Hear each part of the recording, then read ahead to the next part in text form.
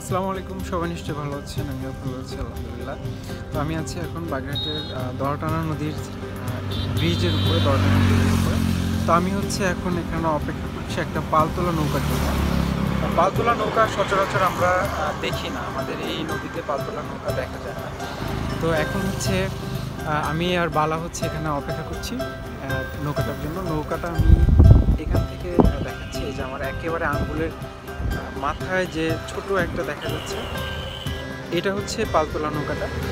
তো কিছুক্ষণের মধ্যে নৌকাটা আমাদের কাছাকাছি চলে আসবে, তো এই জন্য অপেক্ষা করছি। তো আপনাদেরকে আমি দেখাবো। মূলত পালতোলা নৌকার প্রতি আমার খুবই আগ্রহ। এই নদীতে এর আগেও আমি দেখেছি অনেক আগে, খুব ছোটোবেলায়।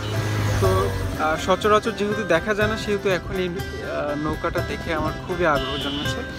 তো এটা কাছে আসলে আমরা এই ব্রিজের উপর থেকে আপনাদেরকে দেখাবো যে আসলে পালতোলা নৌকা দেখতে কেমন এবং এটা কোন সিস্টেমে চলে।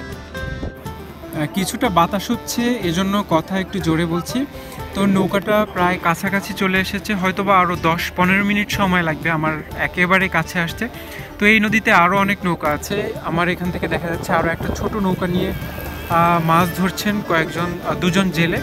তো এই ধরনের আরও অনেক নৌকা দেখা যায় এখানে। আমি কিছুদিন আগে একটি ভিডিও আপলোড করেছিলাম আমার ইউটিউব চ্যানেলে এবং ফেসবুক পেজে।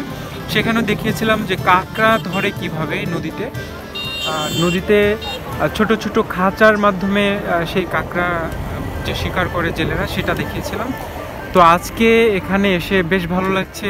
পালতোলা নৌকা একদিকে দেখা যাচ্ছে এবং নদীর উপর থেকে পাখি উঠছে, অবশ্য অনেক দূর, এজন্য এখনও নৌকাটা ওইভাবে স্পষ্ট দেখা যাচ্ছে না। তো আমরা অপেক্ষা করি, দেখি নৌকাটা আসুক, তারপর আমরা একেবারে জুম করে অথবা একেবারে কাছ থেকে দেখানোর চেষ্টা করব।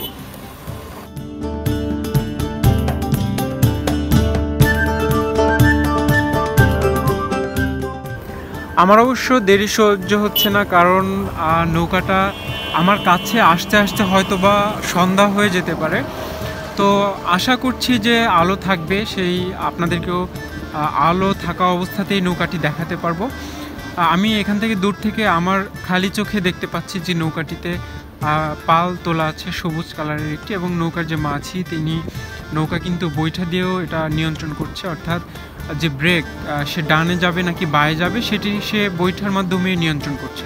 তো আমি আরেকটু অপেক্ষা করছি নৌকাটা আরেকটু কাছে আসুক, তাহলে আসলে সম্পূর্ণটা বোঝা যাবে যে নৌকা কোন সিস্টেমে পাল তোলা অবস্থায় সামনের দিকে এগোচ্ছে।